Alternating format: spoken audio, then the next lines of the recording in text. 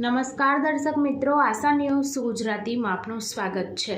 સમાચાર મળી રહ્યા છે વડોદરા જિલ્લાના સાવલી તાલુકાથી।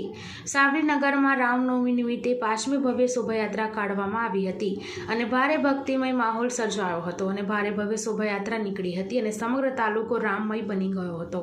આજરોજ ચૈત્રી નવમ મર્યાદા પુરુષોત્તમ ભગવાન રામનો જન્મદિન હોવાથી સમગ્ર તાલુકામાં દિવસને ઉજવવા માટે ભારે ઉત્સાહિત જણાતો હતો।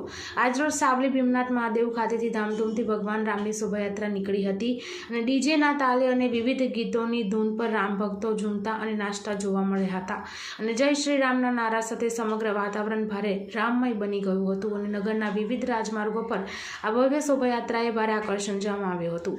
ઠેર ઠેર નગરજનોએ પુષ્પવર્ષાથી આ યાત્રાને વધાવી લીધી હતી, જ્યારે બરોડા ભાગોળ વિસ્તારમાં મુસ્લિમ બિરાદરોએ પુષ્પમાળા અર્પણ કરી હતી અને જિલ્લા પોલીસ નાયબ વડા તેમજ આગેવાનોનું ફુલહારથી સ્વાગત કર્યું હતું। આ વેળાએ ભારે કોમી એકતાના દ્રશ્યો સર્જાયા હતા। આ શોભાયાત્રાના પગલે સાવલી પોલીસે ભારે ચુસ્ત બંદોબસ્ત ગોઠવી દીધો હતો અને ભારે શાંતિપૂર્ણ વાતાવરણમાં યાત્રા સંપન્ન થઈ હતી। અંતે ભીમનાથ મહાદેવ ખાતે પહોંચીને યાત્રા સંપન્ન થઈ હતી। ત્યારબાદ સૌ ભક્તોએ મહાપ્રસાદીનો લાભ લીધો હતો। બ્યુરો રિપોર્ટ સૈયદ મુસ્તાક અલી સાથે આશા ગુજરાતી ન્યૂઝ સાવલી।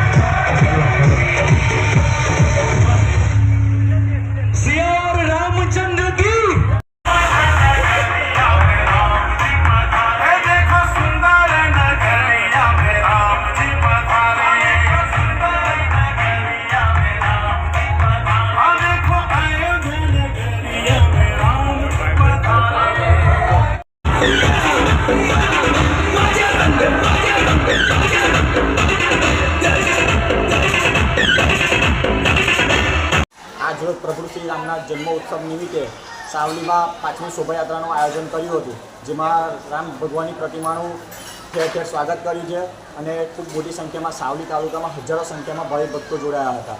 એમાં એ જ રીતે આપણે આશા રાખીએ કે દરેક વર્ષે આપણે આવી શોભાયાત્રા નીકળતી રહે, ખૂબ રામ ભક્તો જોડાય અને એવું લાગતું હતું કે આજે સાવલીમાં જાણે રામમય થઈ ગયું હોય, રામ રસથી ભૂલી ગયું હોય એવું લાગતું હતું આજે।